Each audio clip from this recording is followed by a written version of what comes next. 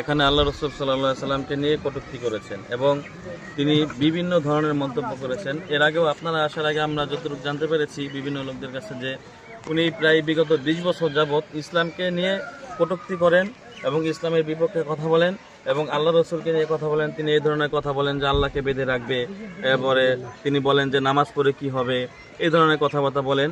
তো এই ধরনের কথা, নামাজ পড়ে কি হবে সেটা তার ব্যক্তিগত ব্যাপার, কিন্তু কথা হলো যে আল্লাহ রসুল সাল্লাল্লাহু আলাইহি সাল্লামকে নিয়ে যখন এই বৃহস্পতিবারে কটূক্তিমূলক কথা বলেছেন এবং তিনি আল্লাহ রসুলকে যে যেই জঘন্য কথা বলছেন, এটা মুখে উচ্চারণ না করলে তো আপনারা বুঝবেন না। মূলত তিনি আল্লাহ রসুলকে নাউজুবিল্লাহ লুচ্চা বলেছেন। এটা আমাদের প্রতিটা মুমিনের হৃদয় খনন হচ্ছে। এবং তিনি যে আল্লাহ রসুলকে নিয়ে আরো একটি কথা বলছেন যে আল্লাহ রসুল সাল্লাল্লাহু আলাইহি সাল্লামের ছেলের স্ত্রীকে তিনি জোর করে তালাক দিয়ে তারপরে তাকে বিবাহ করেছেন, নাউজুবিল্লাহ। অথচ আমরা এখানে ওলামায়ে কেরাম আছেন, আমরা সবাই জানি যে আল্লাহ রসুলের পালক পুত্র ছিল যায়েদ রাদিয়াল্লাহু তাআলা আনহু। তো ওনার স্ত্রীকে তিনি তালাক দেওয়ার পরে আল্লাহ রসুল সাল্লাল্লাহু আলাইহি সাল্লাম তাকে বিবাহ করেছেন। এখানে একটা স্পষ্ট মাসালা উম্মতের জন্য তিনি স্পষ্ট করে গিয়েছেন যে কোনো পালক পুত্র যদি সে তার স্ত্রীর দুধ না পান করে থাকে, স্তন পান না করে থাকে, তাহলে সেক্ষেত্রে ওই পালক পুত্র যদি হয় তাহলে তার স্ত্রীকে বিবাহ করা প্রতিটা উম্মতের জন্যই জায়েজ আছে। এই মাসালা সাব্যস্ত করার জন্য অবশ্যই আল্লাহ রাসূল সাল্লাল্লাহু আলাইহি ওয়াসাল্লাম এবং আল্লাহ তাআলার ইঙ্গিতে এটা হয়েছে।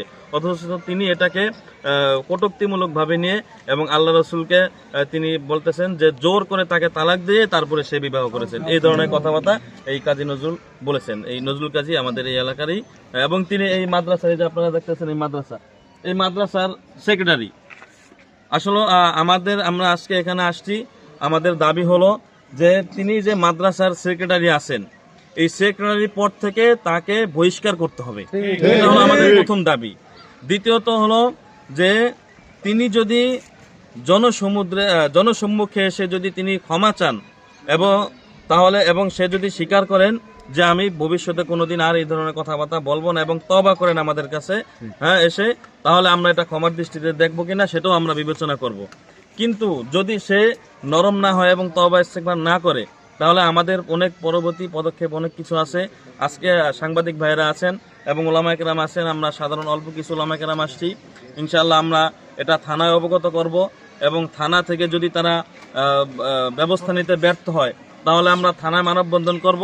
এরপরে যদি সেখানে মানববন্ধন করাতেও যদি আমরা ব্যর্থ হই, অর্থাৎ প্রশাসন যদি এই শাস্তি প্রয়োগ করতে ব্যর্থ হয়, তাহলে আমাদের পরবর্তী পদক্ষেপ হলো আমরা এখানে অবস্থান করব।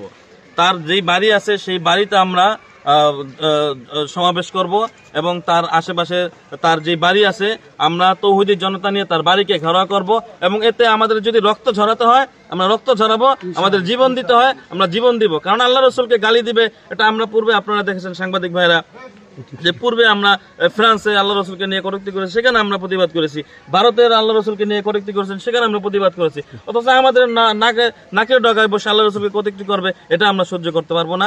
যদি সে ইনশাআল্লাহ সে তওবা ইস্তেগফার করে মেনে নেয় ভালো, আর যদি না মেনে নেয় আমরা ইনশাআল্লাহ পরবর্তীতে কঠিন পদক্ষেপে যাব এবং যখন এটা ছড়িয়ে যাবে পুরা মুমিনের মাঝে এবং আমাদের এলাকা যখন বেশিভাবে ছড়িয়ে পড়বে তখন কিন্তু এটা একটা প্রতিক্রিয়া হতে পারে। অতএব প্রশাসনের উচিত আগে থেকে এটার কোনো দায়িত্ব নেওয়া।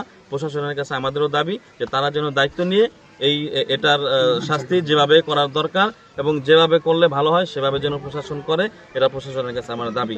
আর যদি প্রশাসন সেটা না পারে তাহলে ক্ষুব্ধ জনতা এবং মুমিন যাদের হৃদয়ে রক্তক্ষরণ হয়েছে তারা যে কোনো সময় যে কোনো সিদ্ধান্ত নিতে বাধ্য হবে, তখন কিন্তু প্রশাসনে সেটা সামাল দিতে পারবে না। ইনশাআল্লাহ সাংবাদিক ভাইদেরকে ধন্যবাদ।